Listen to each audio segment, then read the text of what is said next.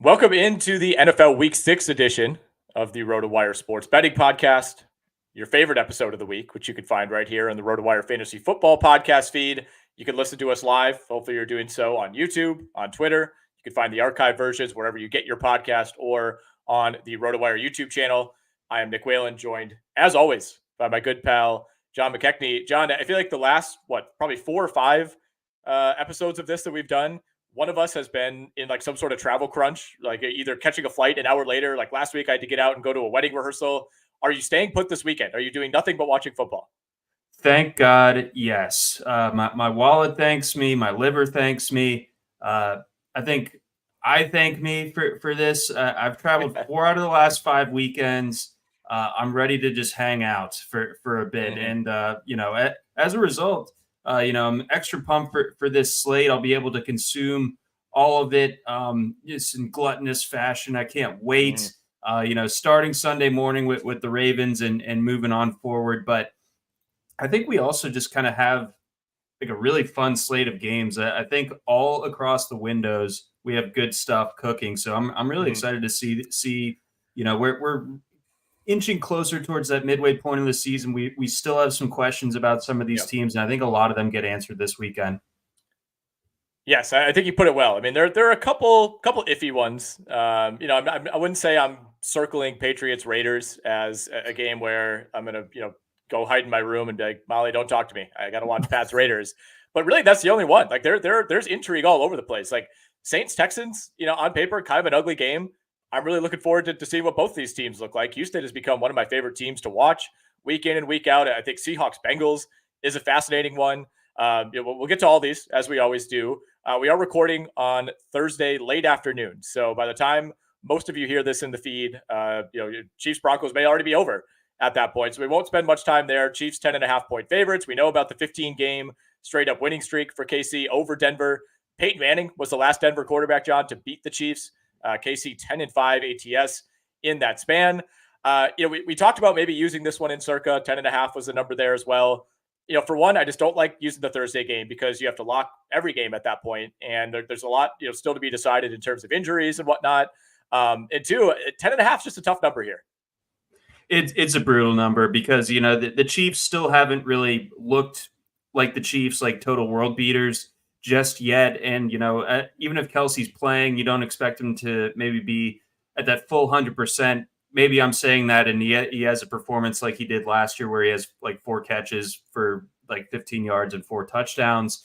So we'll see there. But I think where I end up landing here, and we've seen it a handful of times this year where I think double-digit home favorites are 4-0, I believe, to this point in the season. Mm-hmm. And the Broncos are they are that bad. You trick yourself into trusting them against the Bears. That doesn't go well. Think about them at home against the Jets. They lose by 10. It's just like them going into Arrowhead. It just feels like this is impossible. They might get saved by the hook here, but that's about the best argument I can see for using the Broncos tonight. Yeah, the hook is what scares me here. And, Kansas City, they were a sub-500 ATS team last year. They actually played 2 really close games against Denver. Both of those were one-score games, only beat Denver twice by a combined 9 points. I have no faith in Denver whatsoever. It does sound like Travis Kelce's going to play, so I think KC is the side here if you want one or the other, but 10.5 just a little too rich for my blood. I'm looking at Pacheco props. I saw a tweet from John Ewing earlier today saying that 99% of the action, I forget what book it was, 99% of the action was on the over for, I think, 74.5 yards for Pacheco, which is pretty high for him. Like he's not somebody that routinely, is nearing 100 yards every week, but easy to pick against this Denver defense. Let's get into the Sunday slate. We'll hit every game as we do. We'll jump around. I want to start by throwing out a few games, John, that I do want to consider using in the Circa contest. For those not familiar, we got to pick 5 games against the spread, kind of similar to a classic super contest format. We're back to 500 on the year, John. Back-to-back 3 and 2 weeks for us. Had a couple tough ones each of the last 2 weeks. We were victimized by the Patrick Mahomes slide a couple of weeks ago. We lost on 2 bets that I would have said were 2 of my favorite of the year last week, and that was I thought Buffalo was going to go into London, take care of the Jaguars. That did not happen, and we both we both thought Baltimore was in such a good spot on the road at the Steelers. Every single trend in the world, John, was screaming at us, you're wrong. These AFC North games, they're always weird. Anytime Baltimore and Pittsburgh get together, just take the underdog, close your eyes, and know it's going to win. We went against the trends, and look, we got beat. Yep, hand up. That was my best bet. And through the first quarter or so, that it looked good. And then the Ravens, all the receivers forgot how to catch passes. So that makes it exceedingly difficult. You also get a blocked punt. You also have a Pittsburgh fumbled punt, and you don't score off of that when the fumble occurred by one Gunnar Olszewski at like the 20-yard line of the Steelers.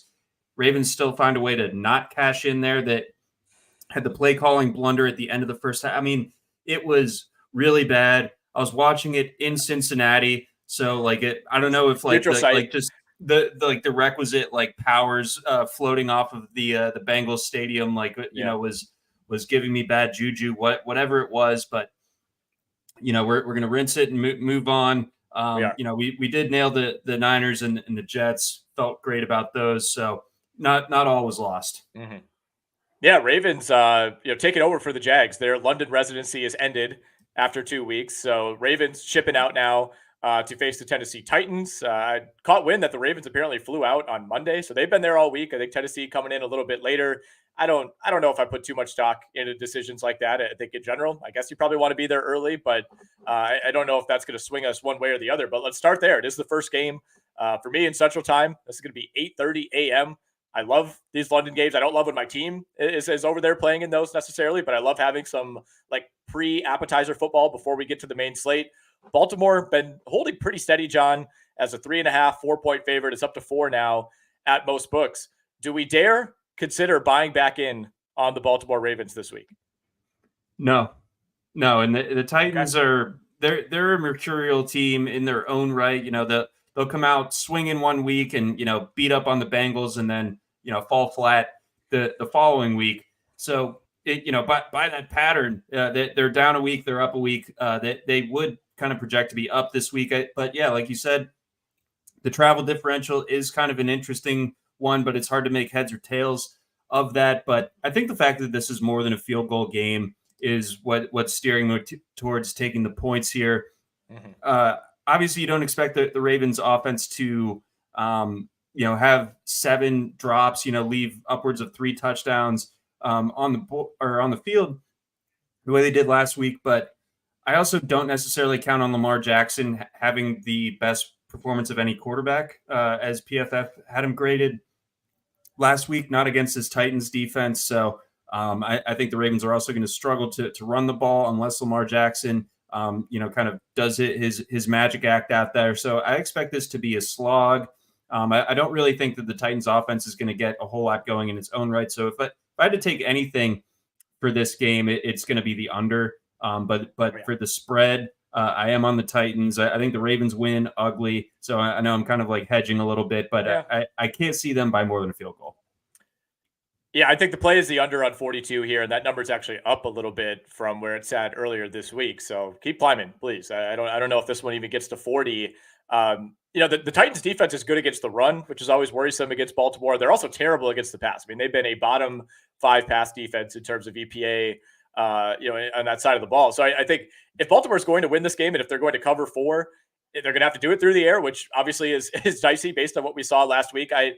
I also think that's one of those just anomaly games, right? Where the Ravens might go 5 or 10 years without dropping 7 passes in a game. That does not happen very often. That's something one team does every couple seasons. That was an all-time bad game by that receiving core. So I don't think we can look at that and say, all right, well, I guess the Ravens just can't catch passes. We have to factor that into our evaluation. I think that was a weird one-off game. It was a game where so many things had to go wrong.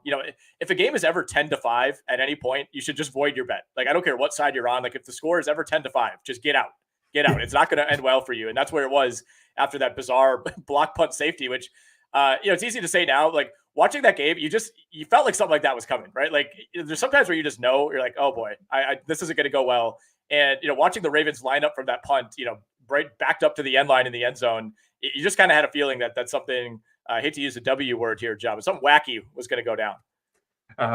We've hit the wacky quota for this week. Hopefully nothing quite as wacky. happens this week in London. Although for your neutral entertainment value, I suppose that is kind of a fun play. But bottom line here, low scoring, like the under. And if I'm taking a side, Titans +4. Okay, let's go to a game that I want to throw out as a potential contender for our Circa Million card this week. I like the Atlanta Falcons, John, and we're getting them at 2.5 at Circa. Those lines lock around 1 p.m. Eastern on Thursday each week, and they don't move after that. So you get them where you get them. Numbers 2.5 at most books right now. You might see some threes. We'll see where that ultimately settles or moves at all before Sunday. But I don't think I would like the Falcons at 3. Certainly wouldn't like them at 3.5. But with this number sitting at 2.5, they're at home. We can repeat all the Desmond Ridder stats we want. I don't know if you've heard, John, he's not lost at home since high school. The Falcons seem to play these close games every week. They actually haven't even ran the ball all that well of late. We think of them as this kind of ground and pound team that just controls the clock. Like, they didn't even get to 100 yards rushing last week against Houston, which to me is a little concerning. But of course, they were able to offset that with what I thought was by far the best game of Desmond Ridder's career. We're now at this weird, like, Zach Wilson crossroads with Ridder, where I think back to how we started talking about Zach Wilson 2 weeks ago after the Kansas City game. And you're thinking, oh, they got Denver. Like, well, Zach Wilson's playing better. This is going to be great. We took the Jets in Circa. We took the Jets on this show last week. For me, it had nothing to do with Zach Wilson. I didn't think Zach Wilson was just magically a better quarterback. And I feel the same way about Ridder. Like, I don't think anything happened last week that is going to change the way he plays long-term. If we're looking at a 10, 12 game sample the rest of the way, I still view him as a glaring negative. The question is, can they get back to relying on the run game against Washington? I think they can, and I think that they might actually be able to have some success through the air here. I mean, they don't have a DJ Moore type, but I think what we saw from the Washington secondary last week was an obvious, glaring weak spot. And I'm not sure if Jack Del Rio at present time is really like the tactician to make those fixes on the fly. So I think that this could be a pretty tough spot for Washington. And I think on the other side, just, more picking on Washington, but boy, the offensive line and that coupled with Sam Howell's, I love Sam Howell. I love watching him play, gunslinger, but I think he holds onto the ball too much for too long. And I envision this Falcons pass rush being able to get home a little bit. And it seems like the offense is kind of poorly designed in Washington. I mean, how do you throw 50 times and have only 10 of those targets go to McLaurin and Jahan Dotson? That's not just fantasy sour grapes. That just is bad methodology there. So I think Washington is going to kind of put itself out of position here. And I think the Falcons, especially at home, especially with less than a field goal to cover, they are in good position here. So I do like the Falcons for our card.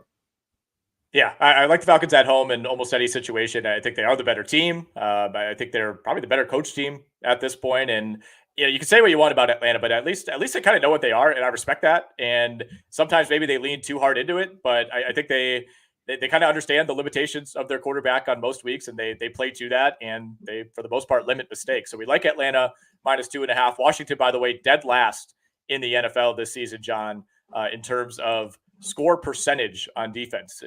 Opponents are scoring a touchdown or a field goal on almost 57% of their drives this season. Atlanta, by contrast, down at 34%. That's a little bit above league average. 49ers Browns. This is an interesting one. We had the fortune of this game locking at Circa already. So depending on what happens at quarterback, it's not going to go any higher. 7.5 was a number we got at Circa. That's still what I'm seeing at some books. It's actually up to 8.5, at DraftKings. Yep, it's climbing. That number is on the rise, baby. I looked like an hour ago and it was still 7.5. So 8.5 now is our number for the 49ers. They are, of course, on the road.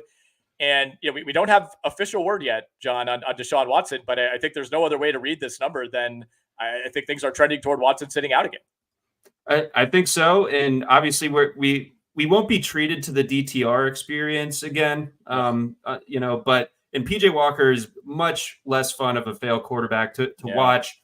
But even if it was Watson out there, I think I would like the Niners at 7.5. This I expect to go even higher.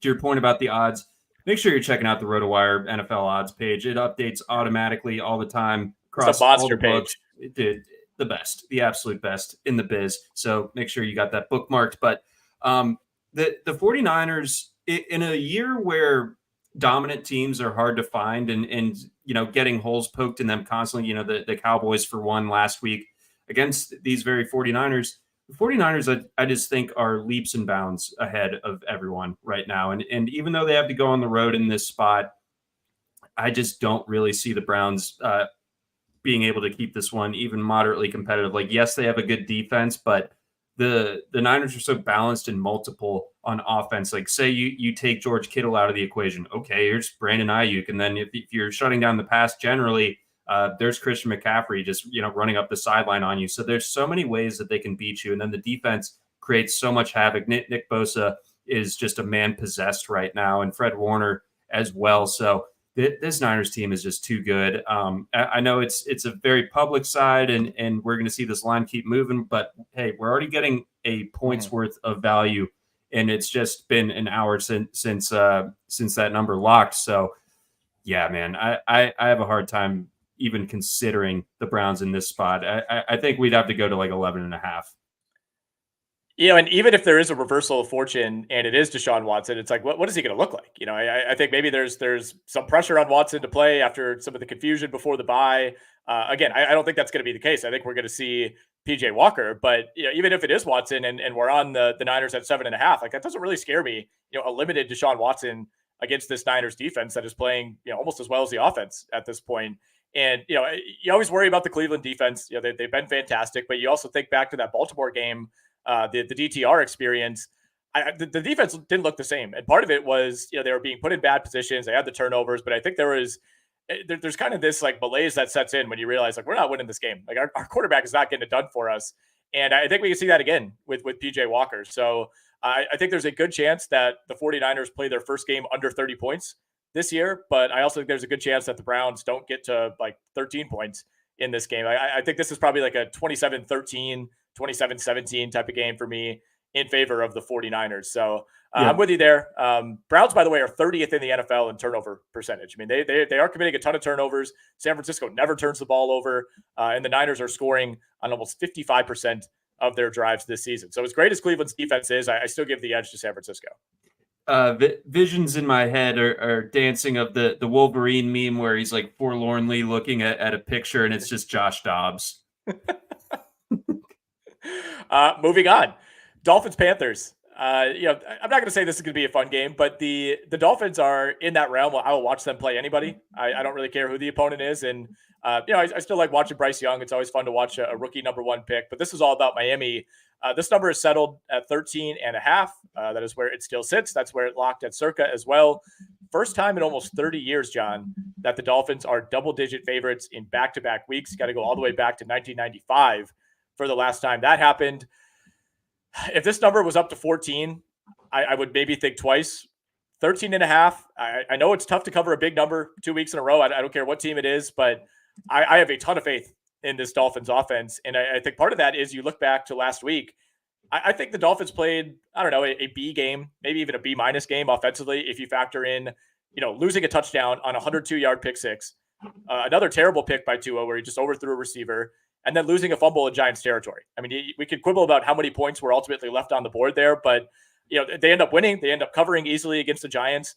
And to me, I think if you take away the pick six, that's probably a game that ends like 38-10 instead of the final. So I don't really look at that as a minus at all for Miami. Obviously, not having Devon Achane, that is a minus, but I don't think it matters against Carolina. It might matter against some of the better opponents in the NFL, but this team has so much speed elsewhere on the roster. I think we just see a little bit more Raheem Mostert. We see the return of Salvin Ahmed. We might see Jeff Wilson this week. Like, I don't really worry about Achane. Like, to me, he's almost a bonus player for this team.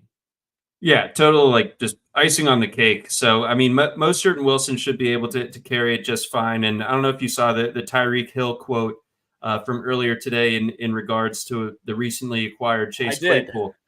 He's looking like a vending machine out there on the practice field. What that means, I don't know, but I love it. So he didn't clarify. A lot of people responded asking. It's like, okay, so he just sits there and takes your money. I don't know. He drops things. I'm not really sure. I think he meant it as a compliment. I've never heard anybody compared to a vending machine before. No, it's absolutely confounding. It's the question of our time. It's something that will be on day one of philosophy classes in universities across the country. But bottom line here, I think you laid out a great case here for the Dolphins covering the big number. There have been 3 other instances this year of the home team being a favorite of 12 or more points. That those teams are all 3-0 against the spread. And the Panthers, the one thing that's kind of working for them on offense is Adam Thielen. And I was talking to Mario, who obviously writes our corner matchup article, and the Dolphins slot corner that will be getting the Thielen assignment for the most part has been the best part of their secondary so far. So that, I mean, with the one good thing that's going for the Panthers might actually get locked up this weekend. And Miles Sanders has been banged up. I mean, this just saying it feels like a disaster spot for Carolina once again. That will be a recurring theme for us throughout the rest of the season. But in this case, even with the big number, I'm not blinking. Give me the Dolphins. Yeah, I just view the Dolphins offense as kind of on a different level than everybody else, maybe other than the 49ers, where, again, so many things could go wrong, and they just keep coming. Like it feels like they're trying to score on every single play, whereas other teams are trying to put together drives. What a ridiculous concept. The Dolphins lost the time of possession battle by 11 minutes last week. They ran 14 fewer plays than the Giants. It just doesn't matter. Like they're operating on a different scale offensively, and I don't see how Carolina slows this team down. And it says a lot that we're talking about, like, oh man, if they can't get Adam Thielen going, they might be in trouble. Yeah, no, that's not what you want to hear if you're a football team in the year 2023. No. Like in 2018, different story, but we're well past that. I mean, good on Adam Thielen, great value for fantasy so far this year, but boy, it's going to be a tough week for him, tough week for the Panthers generally. Yeah, seems like a good guy, but don't love it this week. Let's talk about 2 games that are both sitting at 7-point spreads right now, hanging right out at the key number. We got a few of those this week. We'll go to Cardinals-Rams first, then we'll hit Eagles-Jets. I'm starting to talk myself into the Rams this week, John. And I know 7 points is not what you want. Maybe this is something that you involve in a teaser. Find an alternate number if you're not playing in a contest this weekend. But I really think this is a great spot for the Rams. Favorites of 7 points or more who are under 500 on the year are 83-14 straight up over the last 6 seasons. They're winning those games by nearly 11 points per game. Teams in that situation are 23-0 straight up over the last 2 seasons. All those numbers via the Action Network. They do a great job putting together a betting trends piece each week. Highly recommend you check that out. Again, never going to be comfortable betting a team at 7, but I feel like we may have seen the beginning of the Cardinals bubble bursting last week against Cincinnati. That's the sticking point for me, because the Cardinals previously had been, a team that's playing above, what you would expect on the talent level. They lose James Conner, had been such a key piece of that offense, holding, some modicum of respectability.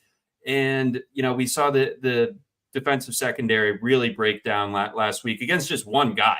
Jamar Chase. But, any defense can break down against him. But, 19 targets, like, where the ball's going, guys. You going to do something about it? No? Okay, fine. But, this week, you got the Rams, like, reflexively, to your point, you see 7, the Rams aren't, like, a great team or anything. So you're like, that's too many points. But I think in this instance, they get Kupp back last week, and he looks great. So now you have 2 dynamic options for Matthew Stafford, who's playing at an extremely high level right now. Again, big number here, but I think I'm with you on the Rams this week. I think this could get actually pretty ugly for the Cards. Yeah, I'm still somewhat high on this Cardinals offense. I thought a lot of things went wrong last week. They had that just devastating pick 6 that completely flipped the game before halftime. And I think if that doesn't happen, that becomes a much dicier situation for Cincinnati. But the defense is what we're focusing on here. The defense is crumbling. They're bottom 5 in tackling. They're bottom 5 in coverage grades at PFF. I wrote down like just a whole litany of terrible stats about their defense overall. 30th in pass defense EPA, 30th in third down percentage, 31st in yards per drive allowed, 31st in pressure rate, dead last in opponent success rate. I think this is kind of a smash spot for this Rams passing game specifically. Like the Cardinals they've been marginally better against the run. The Rams can't really run the ball. Like to me, that kind of cancels out But I think this is a huge spot for Stafford, for Kupp, for Nakua. Yeah, completely. So it's gonna be an air raid type of game for the Rams, and really we're gonna need the Rams to turn the ball over a bunch against a defense that doesn't really force a ton of those. And yeah, I think that the trends and everything is just kind of pointing in LA's direction here, even with the number. Yeah, I'd look into the Rams team total over as well. Wherever you could get that 27.5, 28.5, whatever number you can get. I think this could be a 30-point afternoon for LA. Eagles Jets, John. Eagles 7-point road favorites. Rams are 7-point favorites at home. Eagles going to the New York Jets. On the road, I don't feel quite as strongly, especially when a number is sitting right at 7. But I still like the look of this Eagles team. I know there's some general hesitancy, kind of around the NFL betting world about the Eagles, new coordinators, not quite looking as smooth as last season. I get that. I also think it's just really hard to replicate how good they were during the regular season and really into the playoffs last year. I mean, that was one of the more dominant, week-to-week teams that we've seen in a while. And part of it was, they faced a pretty soft schedule of opponents and opponents' defenses, and that's not the case this year. Going up against a good defense in the New York Jets, what is your initial read here on Eagles -7? So my initial read was on the Jets, but after talking to Mario a little bit more about the nuts and bolts, there are some vulnerabilities about the Jets defense that may not be like a major talking point, because when people talk about the Jets, they talk about Zach Wilson. They just, the defense is playing well enough to where it's like it's not an issue per se, but it might not actually be as good as it was a season ago. And then, on the Jets side of things, if they can't run the ball, they're effed, and they're not going to be able to run the ball on the Eagles. And you also have Elijah Vera Tucker being out for the season. That's a huge loss along that offensive line that already was kind of being pieced together. So, I mean, you got to expect Jalen Carter and company to just kind of feast. I think that this could be like a meltdown spot for Zach Wilson. So the more I think on it, I think this is one of those Philly reminds everybody just how good they are. Yeah, Eagles are 26-3 straight up when favored by 3 or more points with Jalen Hurts as the starter. So if you're thinking about if you still got him left in Survivor, maybe that's an option this week. I just view the Jets as being a little overvalued right now, and maybe the flip side of that is the Eagles are a little undervalued. But I think people are putting too much stock into Zach Wilson looking competent for like 25 minutes of real time against the Chiefs. And then, they're just kind of gifted this perfect matchup against the Broncos the next week. So there's like this false narrative that the Jets are building momentum when I don't think that's the case. It's like, I guess Zach Wilson deserves some credit for making some throws, had a really nice one to Tyler Conklin to kind of seal that win against Denver. Just not the type of throw you're used to seeing from Zach Wilson. So maybe he's making slight progress, but you said it, like they're not gonna be able to run the ball in this game. And if you're asking Zach Wilson to drop back and throw the ball 30 plus times, like that's never in recorded human history has that been a successful formula. And I think this is kind of one of those reminder games for the New York Jets that they need to find some sort of upgrade at quarterback if they want to do anything, even make a wild card spot this season. So I think this could be the like really turning up the heat on the Kirk Cousins narrative game if and when the Eagles come out on top. Yeah, well said. Yeah, that's going to be an interesting debate that really kind of heats up over these next couple of weeks as we get closer and closer to that trade deadline. The NFL pales in comparison to other sports with the trade deadline, but they're trying to make it a little bit more interesting. And something like this Jets situation where they have a clear need and the Vikings are clearly trending downward. We'll see. We are brought to you by Circa Resort and Casino in Las Vegas. And just a reminder, as you are listening to a football podcast, it is football season at Circa.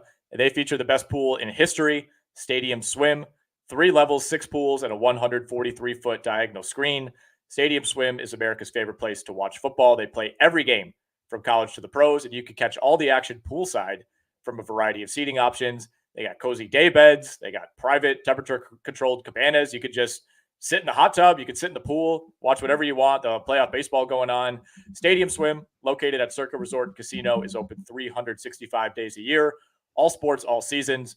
Book your stay today at circalasvegas.com. That is circalasvegas.com. All right. Where do we want to go next? John, let's talk some Vikings-Bears. Vikings 2.5-point favorites on the road at Chicago. You'll see the number up at 3 at some books. It's holding at 2.5 at DraftKings. I would like to say I could trust the Vikings here.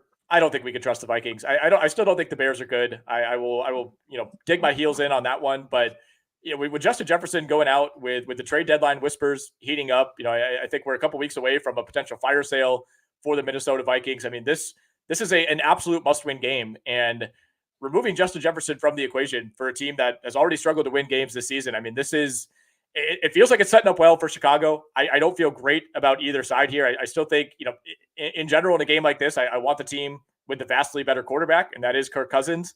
But it really feels like the Vikings as a franchise are kind of teetering on the edge of disaster. And this is the game that could kind of tilt it toward the negative. Right. And it's in Chicago. Chicago's getting points here. Not a lot, but they're getting points. I'm inclined to take the points here. I like the Bears in this spot. I think the Vikings are really in that downward spiral phase. And the Bears, I agree, they're still not good, but like they can beat a team like the Vikings in this type of setup. We'll see if they're able to carry the momentum, but it's 2 weeks in a row that they've had, good offensive performances. I'm not super concerned about the injuries in that backfield. I think that they'll be able to cobble enough together. And I think that connection with DJ Moore and Justin Fields right now that's pretty unstoppable. If you're playing DFS this weekend, by the way, DJ Moore is way too cheap. But beyond that, I thought that the Bears defense also showed a lot more backbone against Washington than they had all season. Really, they were starting to get home. Again, maybe that's a function of Howell just holding on to the ball too long. But for the first time, you could say that the Bears actually looked like a real NFL defense. They're at home. Give me the Bears here.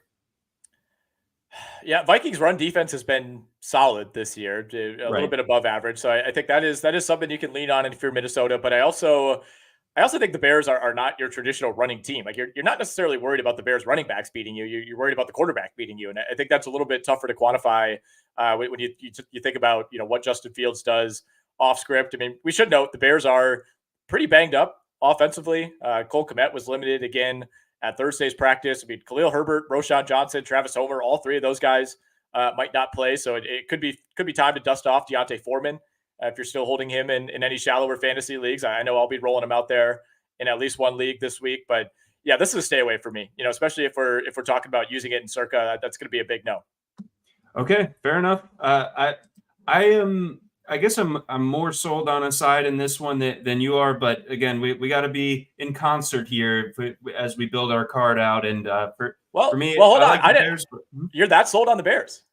I am. I'm that out on the Vikings. I think it's worth considering. And I think the Bears. I mean, Justin Fields, whatever it is that has forced this change of his over these last 2 weeks. I mean, we saw him, crush it last year towards the end of the season, mostly on the ground. He's doing it through the air, and I've been thoroughly impressed. Like if the Vikings don't drop a bunch of disguised coverages and Fields can kind of get to his reads right away without having to second guess himself, he's really, really deadly accurate. And the way that DJ Moore is playing right now, I think that's enough. We're going to see some explosives out of the Bears, and I think it's going to work out. Okay, I'll issue a retraction. We will consider this one for the Circa entry. I can't in good faith, check the Chicago Bears plus 2.5 blocks. Like I think that's one where you need to go through a couple of those CAPTCHA things to be like, are you sure? Okay, please confirm your identity before you actually bet on the Chicago Bears. A game that I am much more excited to watch: Seattle-Cincinnati. Very, very fun game. Very interesting game. Bengals 3-point favorites at home. That's where the number's been basically all week. Things seemingly started to trend in the right direction for T. Higgins. He had some comments today indicating that he at least hopes to play this week, was limited due to those broken ribs at practice on Thursday. I'm still waiting to see mode on T. Higgins just because the Bengals have the bye after this. And obviously, Cincinnati, given the hole that they dug themselves the first few weeks of the season, you don't necessarily have the luxury of just holding T. Higgins out, but you got the bye. You got to go to San Francisco after the bye. So I think there may be some motivation to see if you can win this game without T. Higgins, much like you did last week against Arizona. On the other side, we got Seattle coming off of a bye. Seahawks 0-3 ATS off of a bye the last 3 seasons. really, to me, John, this kind of comes down to, like, are you a believer that the Bengals offense is back? And, perhaps in accordance with that, is Joe Burrow fully healthy? If he is, I like the Bengals. If last week was somewhat of a mirage against a bad defense, then I could absolutely see Seattle going into Cincinnati and winning this outright. So this is, that's what makes this game so interesting is, last week's performance out in Arizona was, so counter to anything that we had seen from them previously. Even their win against the Rams was like this grinded out effort that felt like everything had to be at like max effort to do every little thing, gain every single yard. And really the defense just kind of clamped down. And that's kind of how they ended up winning that game against a bad offensive line. Last week was just so impressive, and it just looked so different. I know that didn't show in the box score necessarily, but I thought Joe Burrow moved around a lot better than we had seen previously. Yeah. And the defense is still really good. I know the Seahawks are off the bye, and you threw out that stat about their recent performance coming off of the bye. But I think that this is a Bengals team that we had really, really high hopes for coming into the season, and really the only limiting factor for them through the first 4 weeks was just Burrow not being himself whatsoever. And last week he was, and I don't think we have reason to think that goes away this week. And frankly, the Seahawks, I know they had the nice game against the Lions back in week 2, but I'm not sold that they're much more than like an average team. I don't think they have like any one position group that, or anything that is, screaming as an advantage in this particular spot. So the fact that we're getting the Bengals at just a field goal, I'm in on the Bengals here. Yeah, Seattle worries me in some ways. They're the second worst third down defense in the NFL. They are far and away the worst red zone defense in the NFL. Basically, if a team gets down in that area, they're going to score. And Cincinnati, you certainly trust Joe Burrow to figure those situations out. What I do wonder about is, can Cincinnati stop Seattle on the ground? I mean, the Bengals have very quietly been one of the worst rushing defenses in the league so far. I mean, they're allowing over 150 yards per game in terms of rush EPA. They rank 30th in the NFL, ahead of only Washington and the moribund Denver Broncos defense. So I think that does play into Seattle here. I think they want to ride Kenneth Walker. They want to ride Zach Charbonnet as much as they can. I think we get a really close game, as the number indicates. I think Seattle off a bye especially is going to be, kind of ready to go for this one, even on the road. I think I do lean Bengals, but I think this is a game that probably comes down to the final possession. Very possible. I guess I'm a little bit more confident in the Bengals here. I think we both like them to cover, but I don't know if either of us are strong enough on it to go on the official entry. But my lean is that what Cincinnati did last week is for real. And so just 2.5 for 3 points. I think there's enough there on the Bengals side here at home for them to get this cover.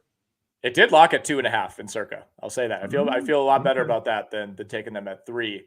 All right, we hit Niners-Browns. Let's go to Saints-Texans.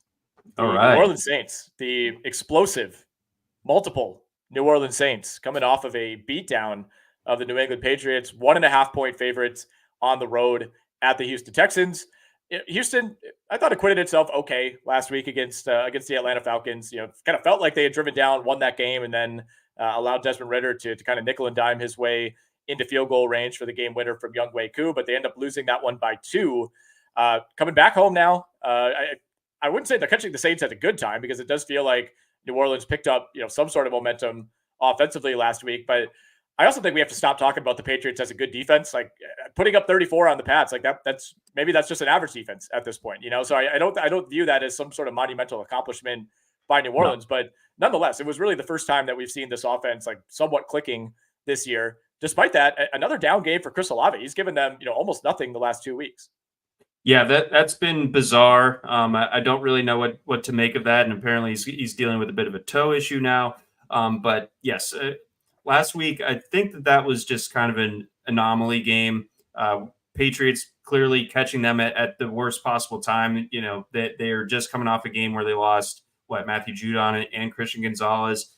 So that's a lot to figure out on the fly defensively. And obviously the Patriots offense is a gigantic nothing burger. We'll get to that when we talk about their game against the Raiders. But basically, I'm giving the Saints credit for taking care of business last week, but I'm not necessarily applying that in a way that makes me think that they're a slam dunk to cover this narrow spread in Houston. I've really liked the way that Houston's played this year, and coming off the loss, I feel like they're going to be ready to go in this spot. And maybe the Saints, maybe reading a little bit of their own press clippings a little bit too much. They haven't really done well under Dennis Allen, stringing wins together. Just 2-6-1 against the spread under Dennis Allen, coming off of a win. So all of that is enough for me to lean Houston here. But again, I think we have some better games to use, but that's the official pick for me. I lean Houston as well. I do. I still think at some point, this offensive line is going to come back to bite them. And maybe this is the week against the Saints defense that continues to play really well. We don't expect Tank Dell to play for the Texans, which is strangely kind of a big deal considering how good he's been. Robert Woods has been banged up. He was limited at practice today. So, might be down a couple of weapons for CJ Stroud. Derek Carr, by the way, just 17-32-2 in his career as a favorite. So not necessarily a trend that you want to follow here. And you mentioned we could dig up like 15 very negative stats about Dennis Allen in a spot like this. So I'm with you. I think I'll take the 1.5. It's not many points, but it is points, and I'll ride the home team here in the Houston Texans. Let's go to the Colts and the Jaguars. Jags are back from London. Just a rousing success over there, giving the people what they want. 2-0, beating the Falcons and the Bills. The Jags did not elect to take the bye here, which is interesting. But Doug Peterson spoke about it this week and basically said, "Look, it's a long season. You don't want your bye this early. We want to buy in the middle of the year to kind of gear up for the stretch run." And I get that. I mean, it's just being in London for 2 weeks, coming back, having to play this game, play on a short week next week against the Saints. I mean, it's a bit of a gauntlet here for the Jaguars. You get the TNF game in Week 7. Nonetheless, Jacksonville 4-point favorites at home against the Colts. You'll see it up at 4.5 at FanDuel, 4 at DraftKings. They're getting Gardner Minshew, which scares the hell out of me. No question about that. They've already beaten Anthony Richardson this season, but it's going to be Gardner Minshew for the foreseeable future here for the Indianapolis Colts. Minshew 2-9 ATS in his last 11 starts. That just doesn't add up to me. Like, for some reason, I just feel like Minshew wins every game he plays. That's completely not the case whatsoever. I'm worried about this. I'm worried about the unquantifiable Minshew magic factor. Right. And with revenge in his heart, no less. But Indianapolis, they're a tricky team to figure out, and they the history of this storied rivalry as well as anybody. Indianapolis has not won in Jacksonville since 2014. That is one of the more bizarre little trends that is still ongoing in the league over that time span. We have a situation here where Jonathan Taylor, this is going to be his second week back. We know that Zach Moss is running well, so we figure that the run game should be cooking along fairly nicely for Indianapolis here. And I think that they're going to be, it's not as hard to game plan for as Anthony Richardson, but I think Minshew can manage this game well enough. And if the Indianapolis defense keeps the Jacksonville offense kind of stuck in the mud, which oftentimes it's found itself, I think 4 points is a gettable figure for Indianapolis here. That's where I lean as well. We had to lock in our staff picks for the article earlier this week, and I just kind of defaulted Jags. I was riding the wave coming off the Bills win, and then I sat down and wrote my article yesterday, and I couldn't get there. I'm kind of playing both sides on this one. Especially at 4.5, I like Indy. I think the Colts, they're in the better spot here. I know they're on the road, but you want to be playing a team coming back from spending 2 weeks in London, a team that's probably feeling itself, and maybe rightfully so. But the Jags have just not looked all that good offensively for 4 out of 5 games. Last week against Buffalo was easily their best offensive game of the year. And, they still committed a couple of turnovers, and that was a little bit more uncomfortable than it needed to be at the end. I want to see the Jaguars, be this team for a few more weeks before we just say, okay, now this is the team that we thought they were, because, 80% of the sample so far says that this is a very inconsistent offensive team, a team that struggles to convert on 3rd and 4th downs. And I think that will come back to bite them you also forget they were trailing going into the fourth quarter against this very Colts team in week one, and had some things go their way to end up winning that game. But Jacksonville is still a very mistake-prone offense. It's still an offensive line that I do not trust. And in a lot of ways, I think the defense has carried them to a 3-2 mark so far. I do think they'll do a good job limiting Zach Moss and limiting Jonathan Taylor. I'm not super concerned about that, but taking away Anthony Richardson, that removes this whole you got to keep an eye on the quarterback at all times type of mentality, because he could take off and get you 15 yards whenever he wants. But it also opens things up for this Colts passing game. So I see the arguments on both sides, but with this sitting at 4.5, I lean Colts, but I don't feel compelled one way or the other. Fair enough. I'm on Indianapolis here. I think that the travel factor here and the fact that I don't think that the Jags have necessarily figured things out. They caught the Falcons over there, and then the Bills. I think that they'll rethink their travel plans next time they sleptwalk for like the entire first half of that game last week. So I envision that being a little bit different for them moving forward, but it's a lot for this Jaguars team to cover at home at even 4 points. I think I'm just going to take the points in this spot. Give me Indianapolis to cover. All right, we got 4 games left. Let's see if we could do Patriots-Raiders in under a minute, John. Raiders 3-point favorites. Mac Jones, 0-10 ATS as a dog since the start of last season. Jimmy G, 18-6 as a dog ATS in his career. Of course, he is favored in this game.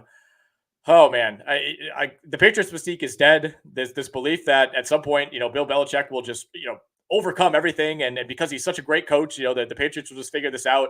That narrative is dead to me. The Patriots do not generate turnovers whatsoever. That's what you need to do to beat the Las Vegas Raiders. They're begging you to generate those turnovers. I don't think they get it done. With the number sitting at 3, it's like you can totally see this being a low scoring, ugly game. I think the Raiders win it straight up. I would just look at the money line on this one. I'm out on New England. I don't think this season is salvageable.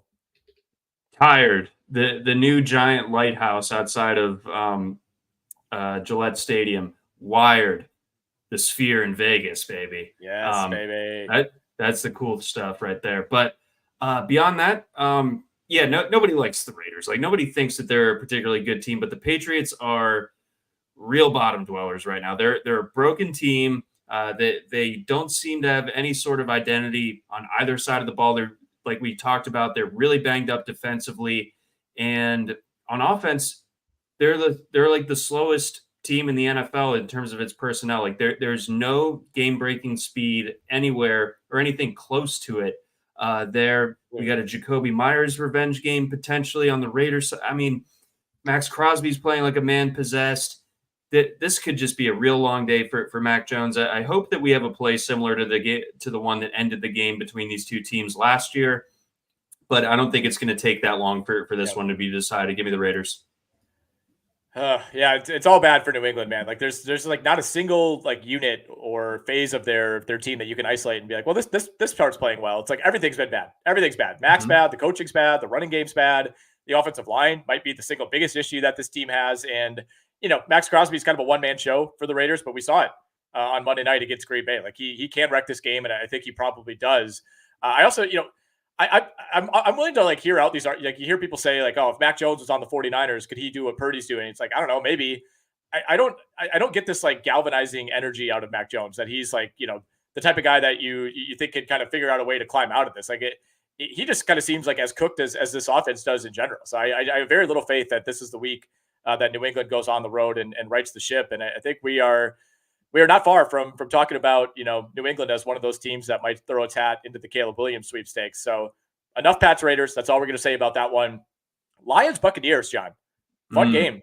Fun game in the afternoon window. I don't know why this is in the afternoon window. This is, two Eastern time zone teams squaring off. But hey, I'll be watching it alongside Cardinals-Rams and Eagles-Jets. Number is 3 in favor of the Detroit Lions at DraftKings. It's 3.5 in Circa. Can I interest you in a little Buccaneers home underdog, in the Circa contest? I think there are some things that might point us there. You absolutely can, especially with it being 3.5. I love that. I think that the Lions banged up. Amon-Ra St. Brown's supposed to play. That's great. But Sam Laporta dealing with a calf injury that he just picked up on Thursday. They don't really seem like they're going to ever get Jameson Williams going. So there's that. Jahmyr Gibbs still dinged up. And it's, a Lions team that's probably feeling itself. And it's on the road, and it's against a Bucs team that's coming off the bye. The Bucs have been, they're one of those teams that I alluded to at the top of the show. It's like we're going to learn a lot about who they are in this game because they're, what are they, 3-1? With the one loss coming against the one like true quality opponent that they faced. And I don't know if I put the Lions quite in the same tier as the Eagles, but they obviously qualify as a good team nonetheless. So are the Bucs able to kind of punch above their weight class?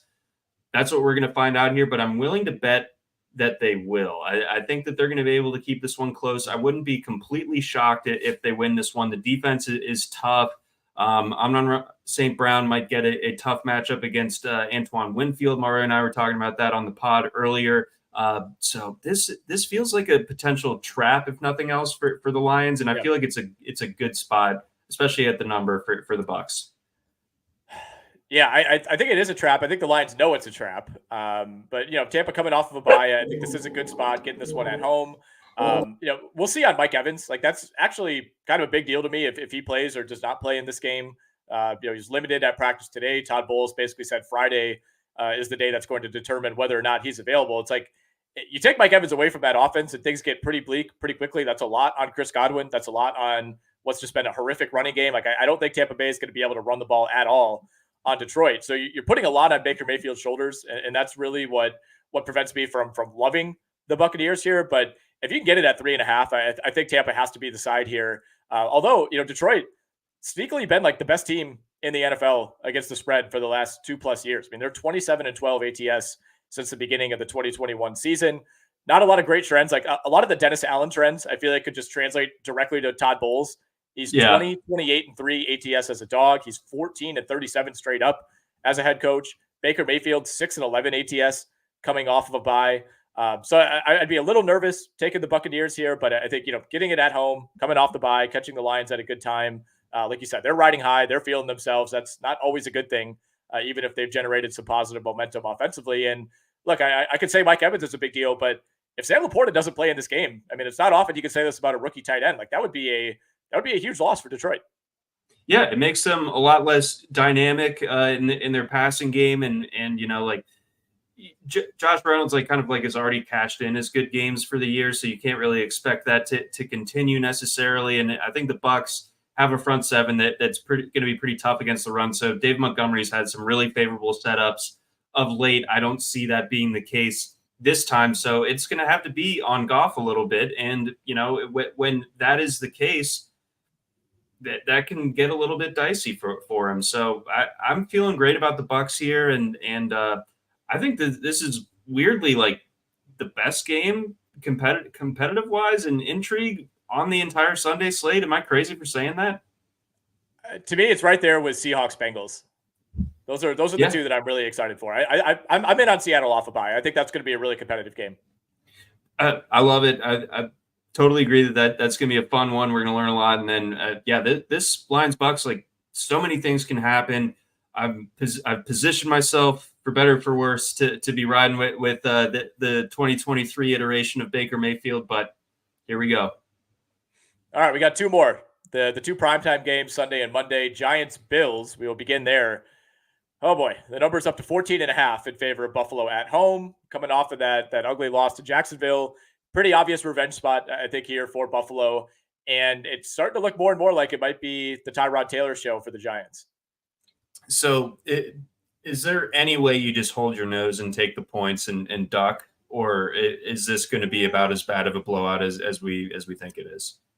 So what gives me some pause is the injuries for Buffalo on the defensive side. I mean, they still have plenty of talent available, but I mean, you're taking away two of your three most important players on defense in Milano and Trey White. And I think that makes a big difference. Milano especially makes a huge difference. Now, does that matter against Tyrod Taylor and the Giants? I don't know. It's certainly going to matter against some of their matchups coming up in the next few weeks, but yeah, I mean, there are some people that would just see 14.5 and, kind of look at this blindly and say, I don't care who the teams are. I'm not taking anybody minus 14.5. These situations, as you mentioned at the top of the show, have favored the favorite so far this season. Obviously, we just saw the Giants lose against the spread and straight up in a similar spot last week to Miami. The thing is, if Daniel Jones doesn't play in this game, like, it's nothing against Daniel Jones necessarily, but is that really even a true downgrade with just how out of sorts this offense has been? Like, I don't think that really shifts anything for me. In terms of running, like, they're both kind of similar what they can give you there. Like, Daniel Jones has not really been able to be himself because of how bad this offensive line has been. So it's certainly not a positive for the Giants if he doesn't play. But I also don't think, to me, it's something where I would feel 2 or 3 points different about this line. No. So, I mean, it will look different, but the results are basically going to be the same. Like, Tyrod is going to be having defenders in his face. Like, the second that he gets the snap, it's going to be really probably a bloodbath. I mean, the Giants, their offensive line woes, they're not going to get better. Doesn't look like they're getting much in the way of healthier or getting any reinforcements back. They're a busted team, man. Like, they are the most joyless watch I think that there is. Like, that them and the Patriots, I guess, for different reasons.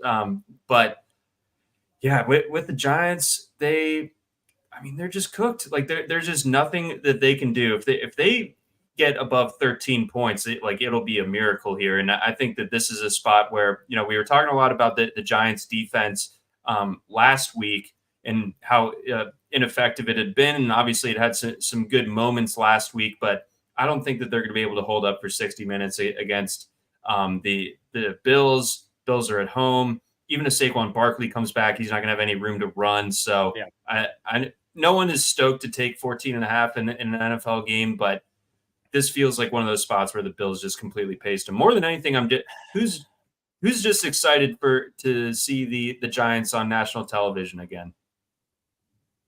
Why did they do this? John. Not me. Why did they do that? I'm taking the Bills. You talked me into it. Actually, yeah, I don't know. Like, I don't know. Could anybody talk me into the Giants case? Like, it was a compelling case by you, but no, the Bills are winning this game. They're winning big. I mean, this could be like 31-0 at the half. It really could. I mean, you look at some of the defensive numbers, especially, like, Bills are basically number one across the board in any stat related to sacking the quarterback. Like, they're by far number one in pressure rate.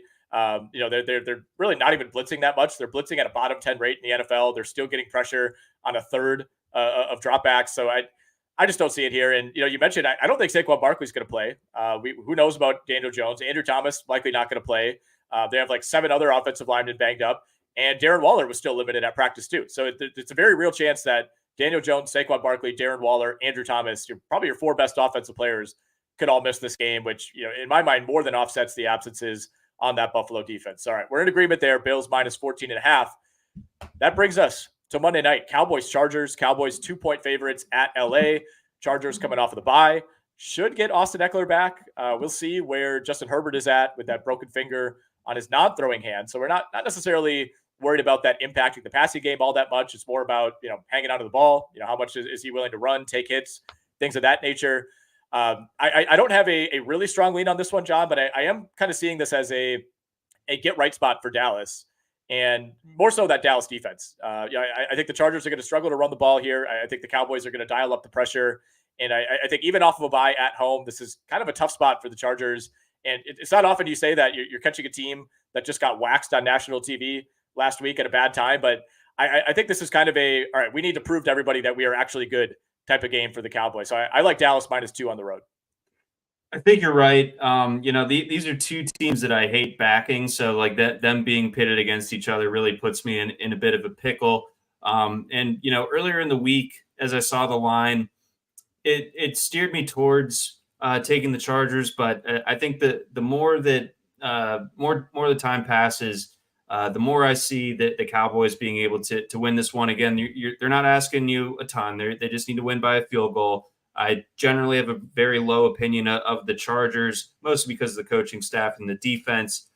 Certainly helps that Eckler will be back. But, the Cowboys need to bounce back in the worst way. And I think playing the Chargers is something that can help to that end. So I'll take the Cowboys here, even after last week's just absolute pantsing. Yeah, historically, Dak has not been great in these spots, kind of going up against elite opponents, but he is 21-14-1 ATS in primetime games. And we know for a fact the Chargers, like, even if the Chargers play well, they're going to find a way to let Dallas back into this game, right? Like, even if things go awry in the first half for the Cowboys, the Chargers will charge this up. And I think that's where, getting the 2 instead of 3 is big here for Dallas. Like, I'm not saying the Cowboys are going to come in and just win in a romp, but if one team is winning this game by a field goal, I think that team is Dallas. Yep, completely agree. So give us the Cowboys, even though that they've beaten who? They've beaten the Giants, they've beaten the Jets, and they've beaten the Patriots, and they've lost to the Cardinals and the Niners. So, like, I'm not sure exactly how good the Cowboys are, but I do think that they are better than the Chargers, even out in LA. All right, let's talk a little Survivor here, John. We're deep enough into the season where it's kind of hard to speculate and just be like, yeah, take this team, because we don't know who you have left in your Survivor pools. And if you're alive, congratulations, you've made it basically to the 1/3 mark. And here's where it gets difficult. I think a lot of the usual suspects are the teams that we're going to be picking this week. KC, Miami, Buffalo. Those to me are the 3 safest. On the second tier for me, Philly, San Francisco, the LA Rams are another one that I like. And then I have the Jaguars and the Baltimore Ravens in my complete sicko 4 loco stay away tier. Yeah, I think you have that tiered up right. I'm glad that you included the Rams as a second tier option, because I think if I don't have the Dolphins or the Bills available, nor the Chiefs, I think I would lean closer towards the Rams, and also the Eagles would be in consideration for me as well. But with the spreads being equal, I'd prefer to take the home side, and that would be the Rams. So if you're looking for a deeper cut this week, that's where I'm leaning. John, it's that time. Give me your parlay of the week. All right, so we got 3 teams going in this one. Last week, only 1 out of the 3 legs hit, so not awesome. We're going to try to bounce it back this week. Give me Indianapolis +4.5. Give me Tampa Bay +3.5. Give me Cincinnati -2.5. So that'll give you about 6-1 on the payout. Okay, we like it. 2 dogs getting in on the action this week. I'm taking a dog as well. That is the Seattle Seahawks. So we're going up against each other here. I'm taking the Seahawks to cover 2.5. I'm taking the Indianapolis Colts with you at 4.5. And then we're involving a total here, John. Baltimore, Tennessee, under 42. That gets you to +561. So we're gonna know after that London game, whether this parlay is even alive going into the actual Sunday slate. But we'd like the under on 42. I don't know why that number has risen at all. I think both these teams could easily fail to score 20 points. Teaser of the week.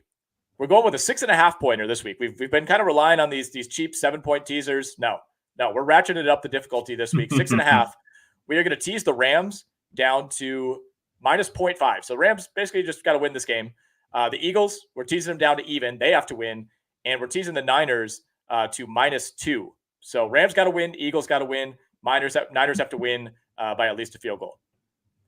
Okay. I think that all of those are within a good realm of possibility. I like this teaser that you have drawn up a lot. We talked about liking the Rams and the Eagles both by a touchdown, and just an inconceivable figure that we like the 49ers with. So getting them at just 2 points. Yeah, baby. I like this teaser a lot. All right. Good stuff. Give me your best bet, John. Are you going Niners? It is Niners for me. Again, you'll probably have to lock this one in sooner rather than later, because this could really climb over the weekend if Deshaun Watson ultimately gets ruled out. But if that's not your bag, if you prefer to take something a little bit on the smaller side, but also a little bit riskier, the Bucks +3.5 would be my secondary lock of the week. I think I'm going to ride with you on the Niners. Again, it's maybe a little cheap, not locking this in on Sunday morning, but look, 8.5. I think that's going to end up looking like a really friendly number if this Deshaun Watson situation breaks the way that we think it could. I consider Dolphins, honestly, 2 weeks in a row. I think they can do it. I think they will do it, but I don't want to dive into those waters, too head on. Like I think picking the Dolphins 2 weeks in a row is dangerous territory. So I will ride with you on the San Francisco 49ers. John, Want to thank you for stopping by. As always, this is the highlight of my week every single Thursday. Likewise. We want to thank Circa. Again, check out circalasvegas.com to book your stay. Go see Stadium Swim, the best pool in the world. I don't even know what it is. It's just the best pool in history, I guess, is what the read says. That includes the world. So it's the best pool in the history of the world. We can confirm that. We always love hanging out at Circa. Best of luck to everybody watching along. Best of luck to everybody listening. Good luck if you're playing this Broncos-Chiefs game tonight. And we will check in with you next week.